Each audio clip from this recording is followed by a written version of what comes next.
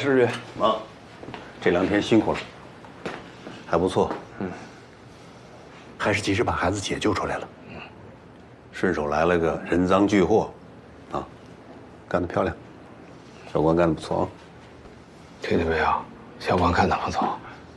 哦，对了，这个2天前啊，双泉路那边出了起命案，有个房屋中介公司的员工死在自己家店面里了，叫新源置业。这个尸检报告已经出来了，我让小高在技术科等你们呢。哦，那去看看。被勒死的尸体我也解剖过不少，不过像这样的确实还是挺少见的。之前我一直以为凶器可能是一个弹性特别好的细散冰绳，但是从环形的伤孔当中并没有提取到任何的植物纤维，而且根据死者手舞断裂的情况来看，凶器应该是一根金属线。那是铁丝还是钢丝？新弦之类的，钢线。钢线。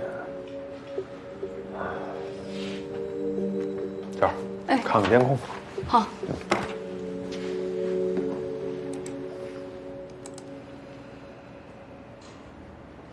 这就是嫌疑人。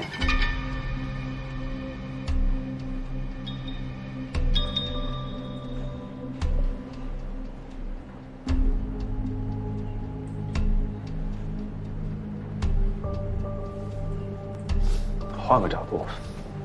没了，因为那块快拆迁了，能用的监控就这一个，而且嫌疑人好像戴着口罩，无法看清面容。新源现场斗殴的人说，这个人脸上有道疤。有疤？那不用说了，肯定是老关。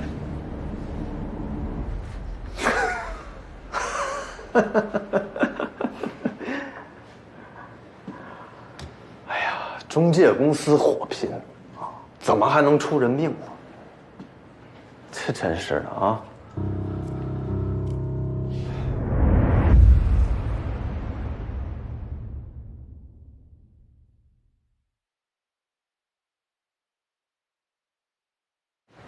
坐，可以。坐，好样的。谢谢。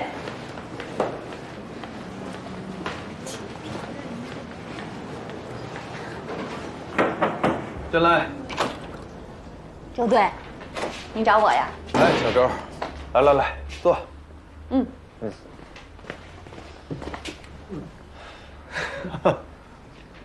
不错，这案子干的真的是不错。那还得感谢您，要不是前段时间您把我调到派出所，我哪有这机会学习啊？但是不能因为破了一个案子就骄傲自满、洋洋得意啊！你要学习的还有很多，知道吗？知道了。知道为什么把你调到派出所吗？您不是说要让我去基层锻炼锻炼吗？是啊，没错，这只是一方面，你再好好想想，还有别的吗？别的什么？像你们这种刚从警校毕业的学生，特别容易分心，不专注。你看啊，你一到我们这儿来，就给你配了最好的刑警，关老师做你的师傅，对吗？为什么呢？为的就是让你跟他好好的学习，能够成长的快一点。你怎么样呢？你每天想东想西，一丁点认真学习的样子都没有。说白了，还是心不静，所以才把你调到派出所，让你在那儿好好收收心，不要老想那些乱七八糟的。现在对于你来说，最重要的就是你能把最基本的事情做好了，而不是让你眼高手低，你老去够那些你根本无法掌握的事情。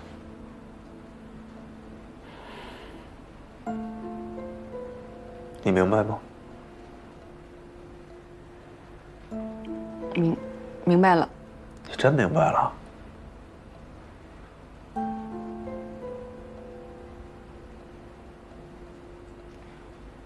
哎呀，不明白也没事儿，以后慢慢体会吧啊！你就记住一句话就行：做事情要专心。哎，这有个新源置业的案子，你回头跟一下吧。哎，知道了，周队。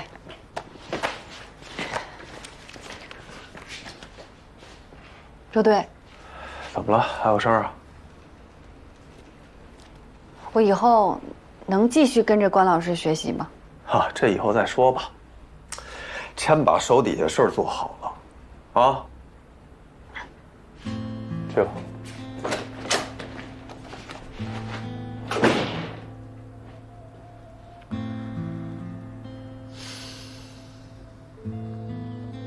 赶紧吃饭，减肥呢。哎，对了，我跟你说啊，支队现在没法确认那个监控视频里的人是我啊。哎呀，你那儿查着什么了？大概查了一下，这个新源置业差不多就是个黑中介。那块地方有不少拆迁和回迁的业务，所以这新源置业呢，应该是从徐鹤那个渠道买了不少信息，拉拢很多的业主，跟这个拆迁方谈条件。当地还有个叫新泉置业的中介公司，很可能是这个拆迁方的人，所以跟新源置业之间产生了不少的冲突。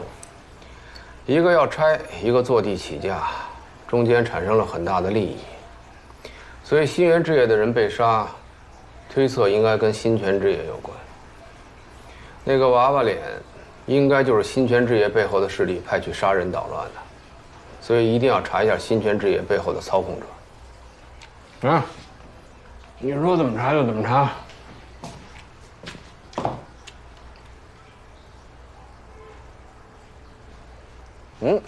饭后73.9，标准。哥。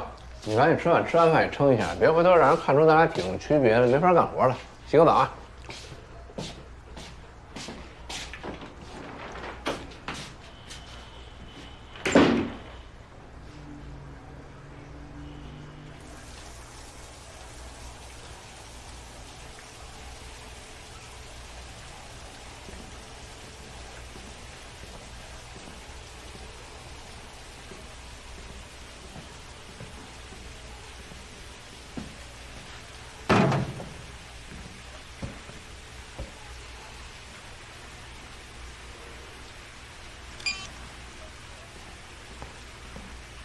74.7，这我用不上了。哥，你最近怎么胖成这样？不能怪你，肯定是我最近太辛苦了。不能再让我接着吃了。我洗澡去了。哎呀，这人变轻了，真舒服。就能飞起来。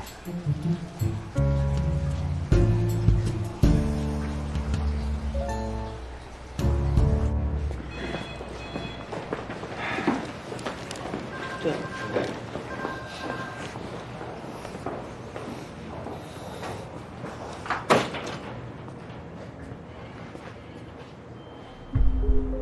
取钱？哎呦喂！真是，大姐，您怎么亲自来了啊？嘿，这不打个招呼跟我？来，喝点水啊！哎，你说这有什么事儿吩咐一下不完了吗？啊？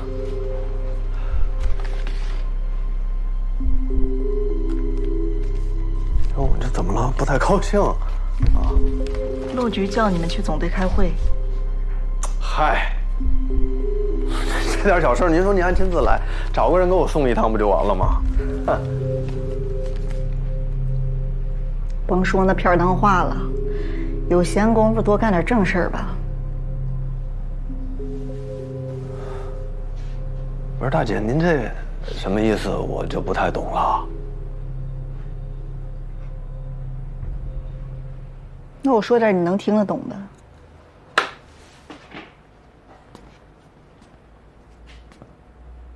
林佳音，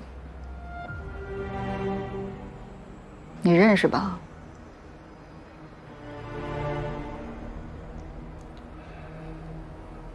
佳音这件事儿，是我们当时真的是……他炸死的事儿是你和光峰传和的吧？是。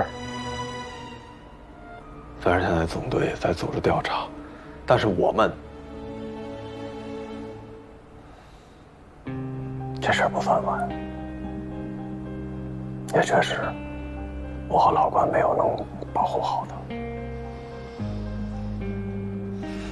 你以为佳音这么多年是确保自己安全无虞的情况下才做渗透的？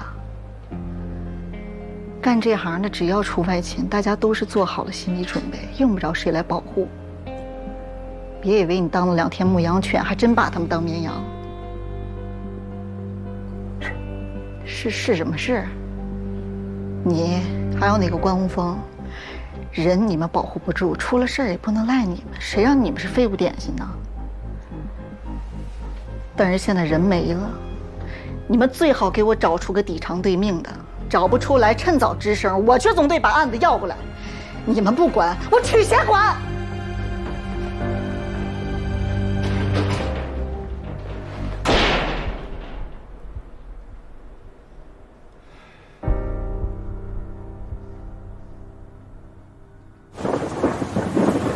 广大市民朋友们，现在插播一则气象新闻。根据气象部门紧急发布的雷暴橙色预警，受强对流云团影响，未来24小时内，我市将出现伴有明显雷电和7级左右的雷雨阵风，预计降雨将达50毫米以上，局部地区可达到100毫米。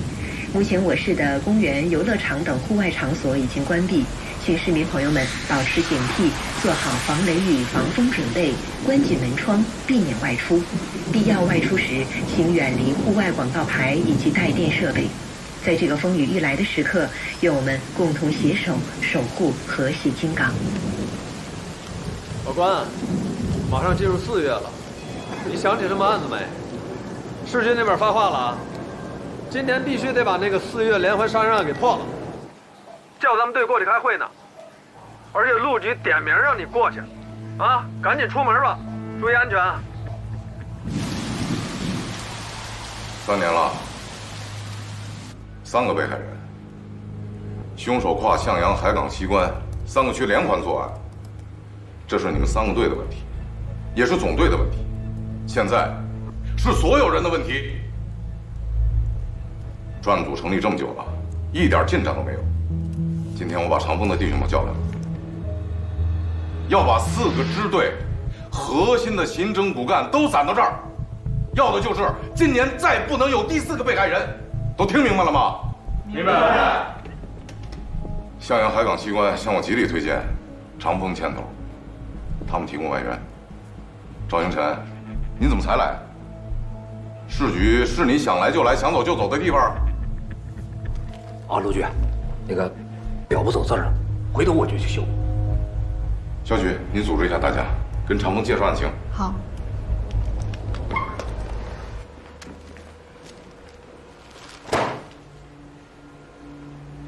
在座各位都知道，连环杀人案无非就2个突破口，一个是犯罪嫌疑人，从嫌疑人在现场留下的作案痕迹和物证线索找出凶手；其二是被害人，调查被害人的个人信息、家庭成员、社会关系，进一步缩小摸查范围，最不济就找出几个被害人之间的共同点和不同点，从而推断出凶手的作案动机和作案方法。但该名嫌疑人连环作案，却没有在现场留下任何的作案痕迹。受害人的年龄、工作和社会地位也各不相同，甚至是毫无关联，所以现在就使得这个案件的侦破彻底陷入困境。每年4月初都有人被害了，那总队为什么觉得都是同一名凶手所为呢？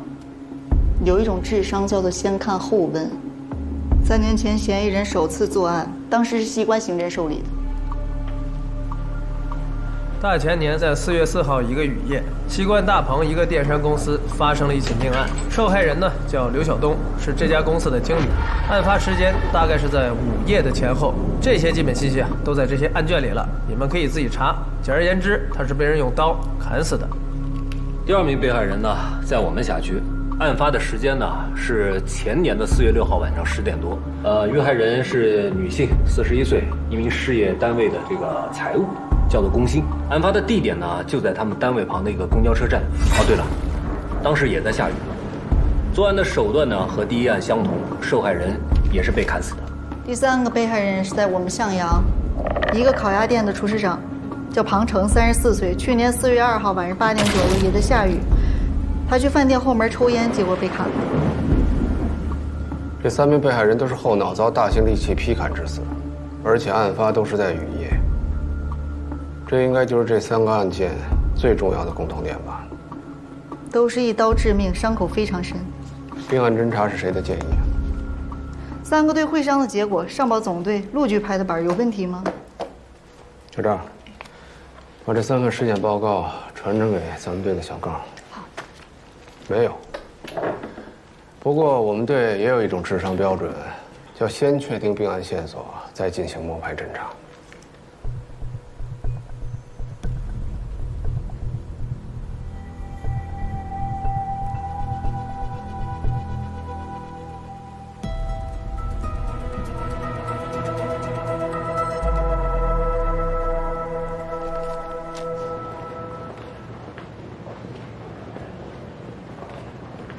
哎，老关，这曲贤什么情况？今天吃枪药了？关队，你可是咱们专案组最后一支救命稻草了，马上就4月了，如果不是巧合的话，凶手快要行动了。时间紧，我明白。好，那我们先回队里了啊。回见啊。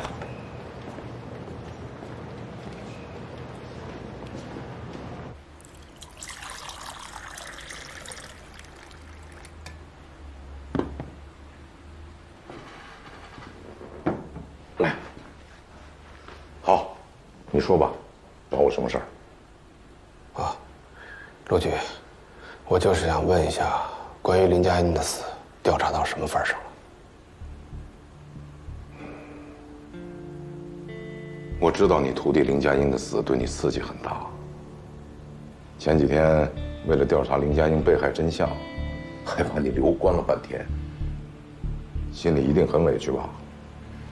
虽然事后证明是一场误会，不过我还是要为当初对你的不信任表示抱歉。陆局，您呢也是按规章办事，章程就是章程，严谨客观。花火也是一样的，谈不上什么感情层面。我说我还是了解你的吧，你还是那个一丝不苟、理性严谨、原则大于天的关宏峰。我们呢也是痛心疾首，正在马不停蹄的查。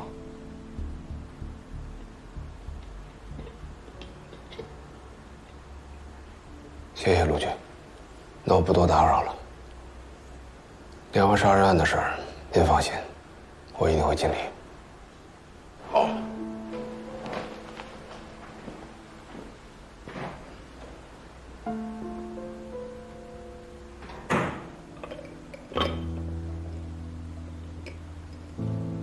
周队，明天才是愚人节，你这个玩笑开的是不是有点早了呀？我给你发了3张命案的尸检报告，你要是看着这些尸体的照片，你还能笑出来，我保证我回队里，我让你下半辈子都不会笑了，你信不信？我的意思不是这件事有多么的好笑，而是我希望你搞清楚，我的工作是验尸，不是验尸检报告。在缺乏第一手原始物证的，在尸体没有放到那个台子上的情况下，我所有的检验还有推断，都是站不住脚的。这人别炖法医都是吃素的吗？啊？你还没有资格评论尸检报告的准确性。你等会儿。喂，你说的有道理，不过现在要的不是尸检报告判断的精确性，我要你对3份报告上面3名受害者伤口的描述和照片，以及病理解剖分析做2点比对。第一，是不是同一把凶器？第二，是不是同一个体态的人用这把凶器实施了加害行为？你问的第一个问题，我现在就可以回答你，是同一把凶器。不过别着急下判断，再看仔细一点。3个伤口都有一个近乎正梯形的侧切面，顶骨到枕骨切口最深处的微型开裂痕迹，证明凶手在拔刀的时候曾经扭转过刀身。而骨层的断面呈现出不规则的锯齿状，这么奇怪的器物，很难找出第二把。锯齿刃。根据劈砍方式以及造成的伤口来看，凶器应该是一把刀身在40公分左右的砍刀，而根据一般的配重标准，再加上刀柄，凶器的长度应该是在60公分左右。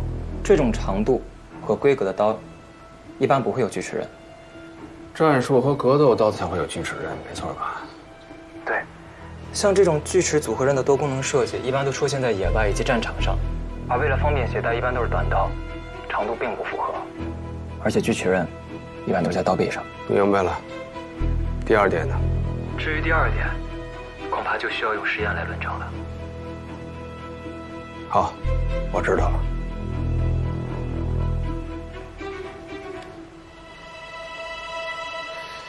差不多到饭点了。这市局的食堂呢，营养过剩，我降不住啊。哎，我随便出去吃一口啊，一会儿就回来。你就没这富贵命。吃你的兰州料理去吧。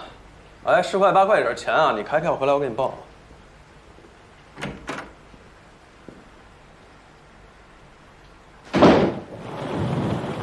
这眼看天都要黑了，你联系他们吗？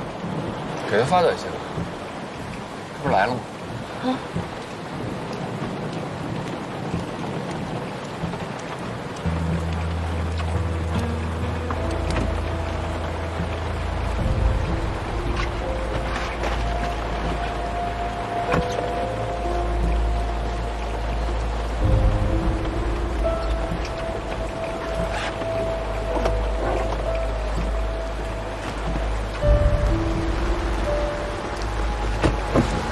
王宇，那个叫曲贤的，防着点。放心吧。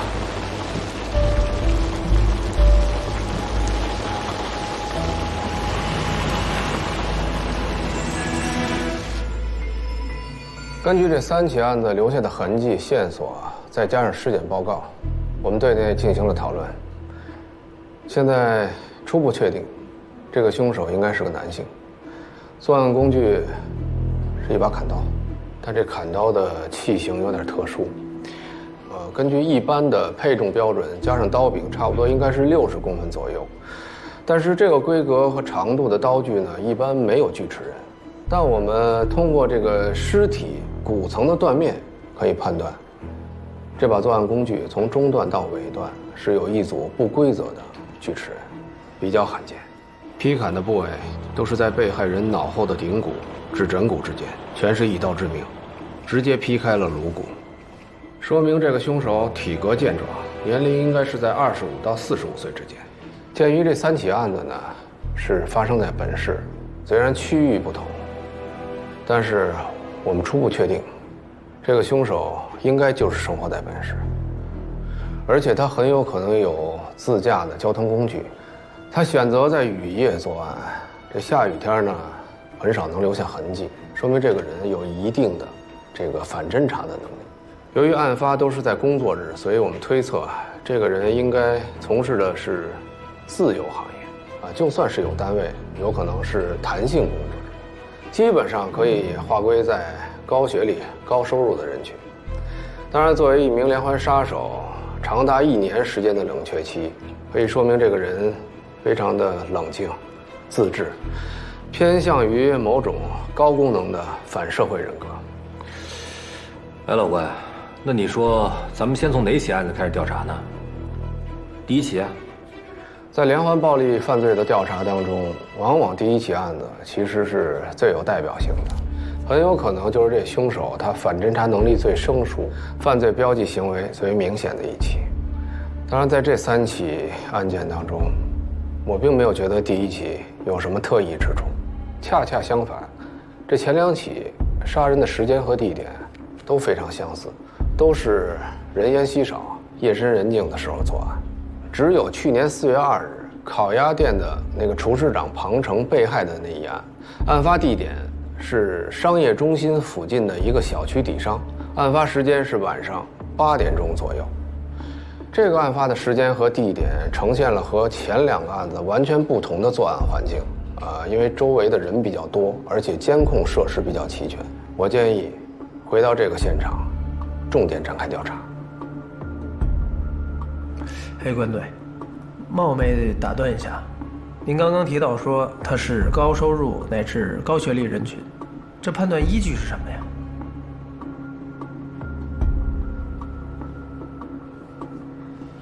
一个自由职业者，有车，而且冷静到1年只杀1个人的凶手，那这么推断，没问题吧？明天就进入4月了。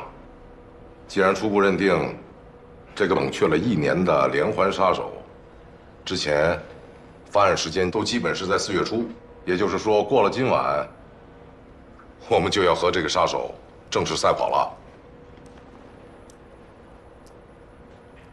既然大家没有异议，那我们就沿着这个方向继续调查。好，等一下。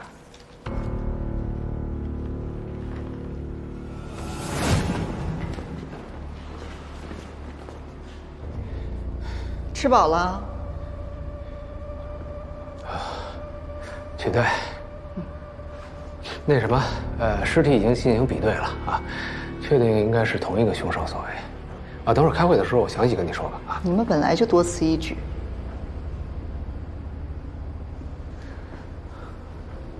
现在，容我问一句，是我得罪你了，还是我们队里得罪你了？你和你们队倒是没有，不过你哥肯定是得罪我了。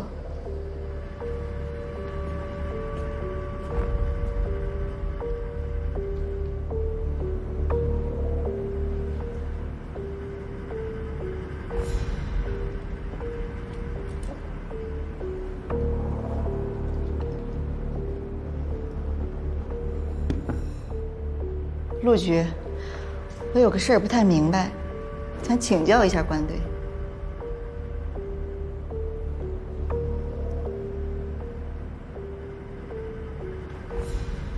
官队，按你说的，嫌疑人在本市居住，又有反侦查能力，那为什么他杀人潜逃之后，不但没有离开金港，还每年都出来作案？他是故意在挑衅警方吗？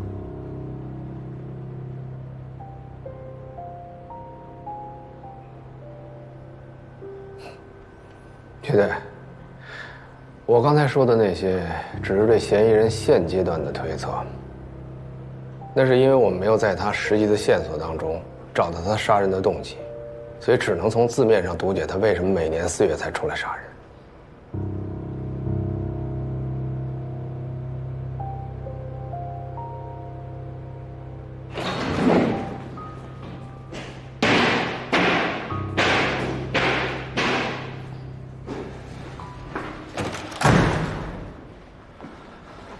姓曲的这话到底是几个意思？啊？不是，当初林佳音也是一眼看出我们哥俩的破绽的。这个曲贤比他资历还老，一眼看出来也不算奇怪吧？不奇怪吗？啊！我天天跟你们哥俩在一块儿，我怎么就没看出来呢？要我找他问问去吧。啊！你疯了吧你？你去问他。我们哥俩这事儿要炸出来，你知情不报，你想给我们哥俩陪葬啊？这事真要是戳破了，就算我假装不知道，我也是万无至少，这雷我背定了。你看总队把他们叫过来，做完简报之后，大伙儿都撤了，就剩下我们和姓曲的。不是，我跟你讲，我的意思是说，你说总队会不会已经掌握你们哥俩的这个情况了？不可能吧？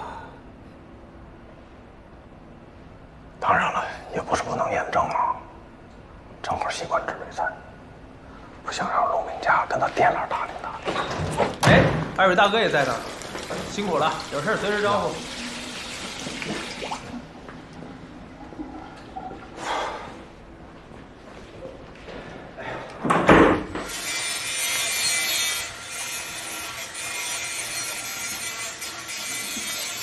高主任，你说咱们费了半天的劲，做出来了个整形，为什么还要切缝打孔啊？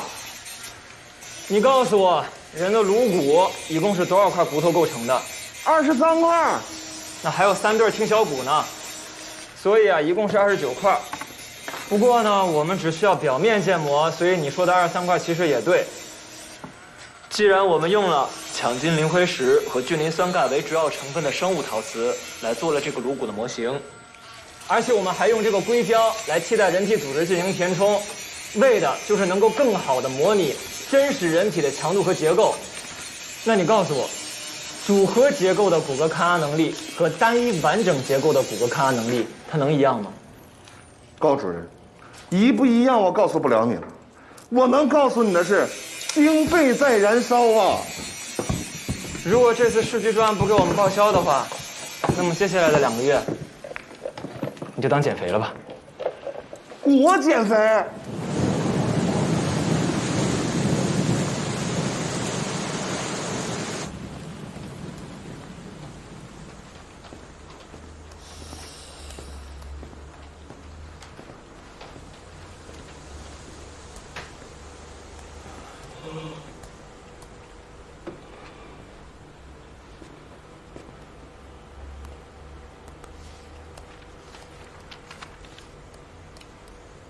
小李，小李，你走去坐月去。周队，要不要带点什么？我不去，你们去吧。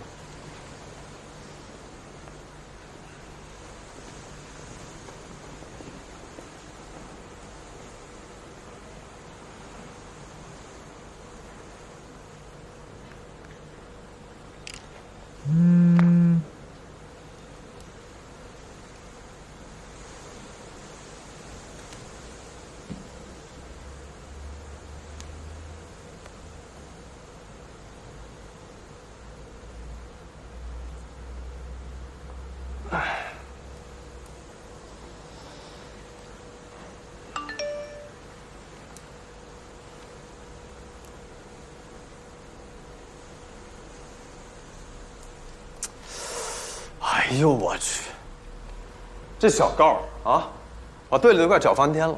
老关，咱俩赶紧回去处理一下。怎么了？哎呀，说是他搞了一个什么人体头部相似材料的这么一个模型，这价格不菲，而且吧，在这个法医办公室里面是又敲又打，又蒸又煮，这房子都快拆了。那得赶紧回队里看看，万一时局一激动给他开了怎么办？哎呦，这孩子，我发现这脑子疯了，真的。小赵，你完事儿赶紧回去啊。好嘞。啊，哎。哎，关队，海港跟西关刚刚发过来的补充资料，说是想让人抓紧看一眼，看看还有没有要调取的别的物证，他们好安排。啊，你先下去，我这就过来。看，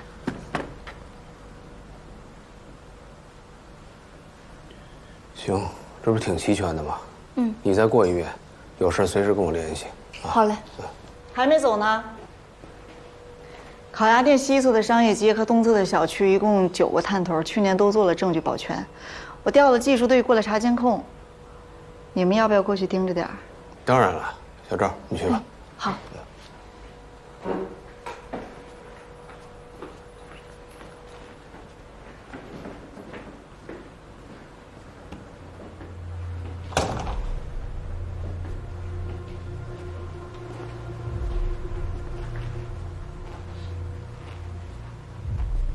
你心理素质不错呀，居然没跑。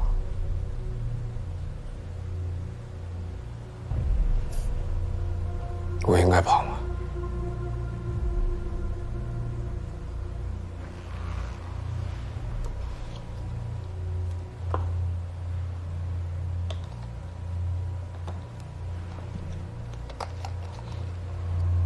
刚才会上讲那2句还挺专业。看来跟你哥没少学呀。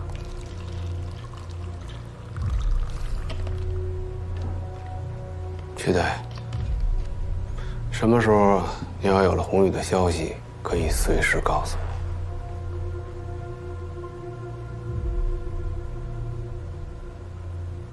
在会上当着大家的面儿，我要是给你点破，你觉得我还有机会告诉你吗？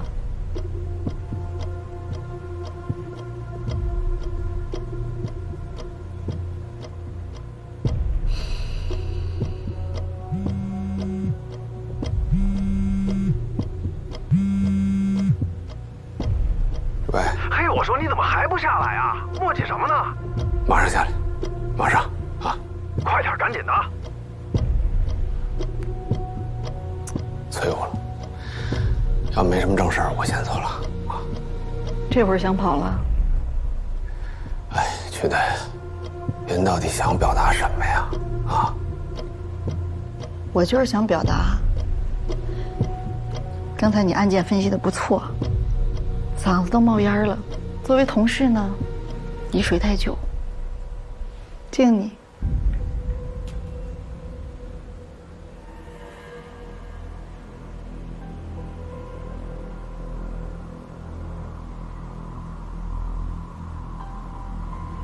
不敢喝，怕留下指纹。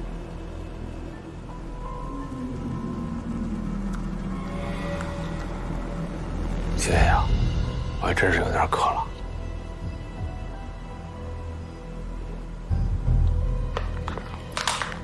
这垃圾我得给扔了，对吧？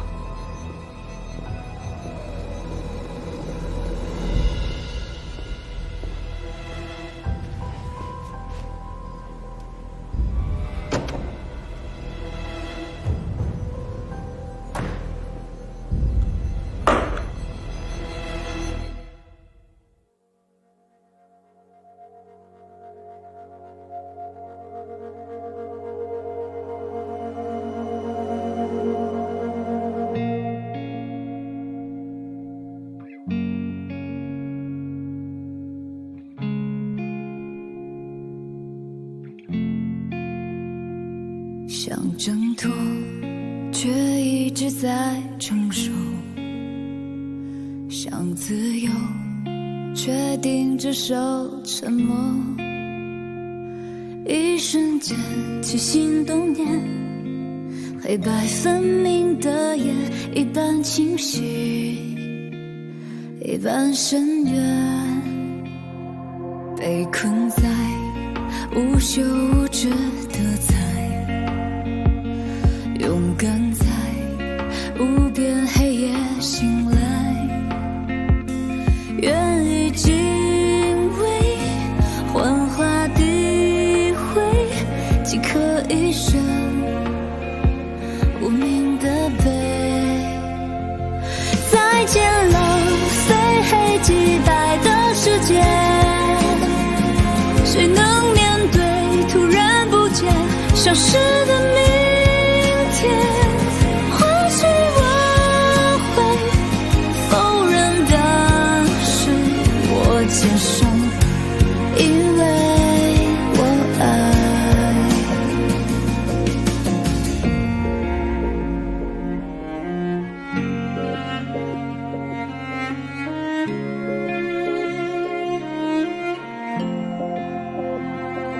被困在无休无止的猜，勇敢在无边黑夜醒来，就用敬畏祭奠诋毁，即刻一生无名的悲。再见了，非黑即白的世界，谁能面对突然不见消失的明天？或许我会否认，但是我接受，因为我爱。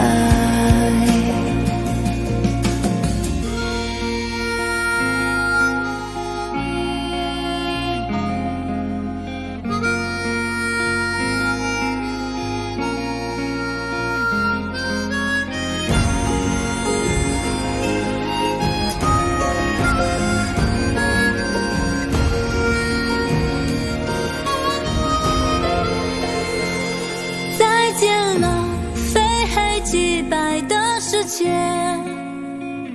谁能面对突然不见消失的明天？或许我会否认，但是我接受，因为我爱。再见，浪费几百个时间，没有幻灭，闭上眼，光人在